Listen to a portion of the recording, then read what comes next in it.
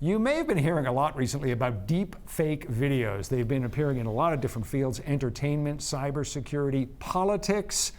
What is their impact? What are the challenges that they pose? Well, to give us some answers and to give us a general explanation of just what deepfake videos are, we turn to our tech expert, Rich Brooks from Flight New Media in Portland. Thanks for coming in. Always good to see you guys. All right, let's just start out with a basic explanation. What are deepfake videos? Yeah, so deepfakes are videos that are created with the help of AI that will take basically the face or body from person A and superimpose them onto another video or create a video of somebody like person B.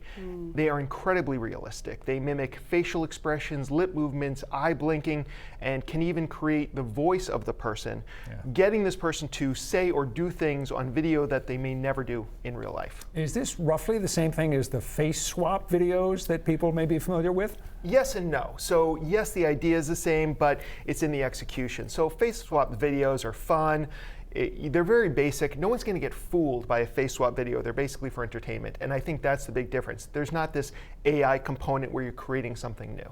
Now, there have recently been news articles, international news articles about deepfakes. What can you tell us about those? Yeah, so there was a really interesting story recently, took place in Hong Kong, where a new employee was called onto a video conference call with the company's CFO, who admonished him to make these financial transfers urgently, like it was very important.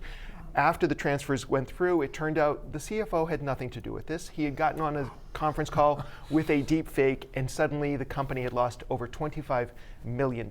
Oh my God. Okay, so we're talking about a big company here. What about the general public? Can they create deep fakes? Yeah, I mean, you can go online and you can just Google it and find deep fake apps that you can create, not just the face swap ones, but true deep fakes. They do cost money because there's an incredible amount of processing power that's required to make these videos. They take time to create, but you can do them. But it's important to note that most of the ones that are public facing create little artifacts or other tells, so nobody should fall for those deep fakes. They're more for entertainment purposes and not to be used for nefarious purposes. Yeah.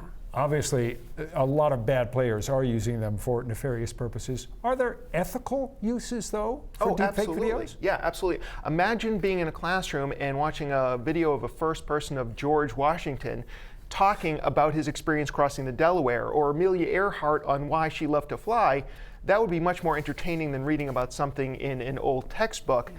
Likewise, Hollywood uses it, they're being used in art, and you can even take missing persons and age them through this technology to show what they would look like today and move them around so you can kind of see if you might recognize them. It's incredible technology when it's in the right hands, it sounds like. Yes. How do we protect ourselves? Since obviously these things are out That's a there, good question. how does the average person protect him or herself?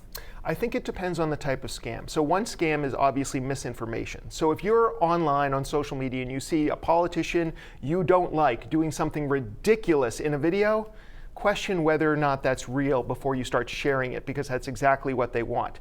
So maybe check with some reputable news sources to find out that this actually happened. The other thing that I'm concerned about is a video perhaps of me to my parents or children asking them for sensitive data or money to be transferred, whatever it is. So my thought on this is create a password with your family where if I ever do a video like this and I don't say the word kumquat or firefighter or whatever it is, then you know that it's likely not true. And that's one way that we can kind of protect ourselves.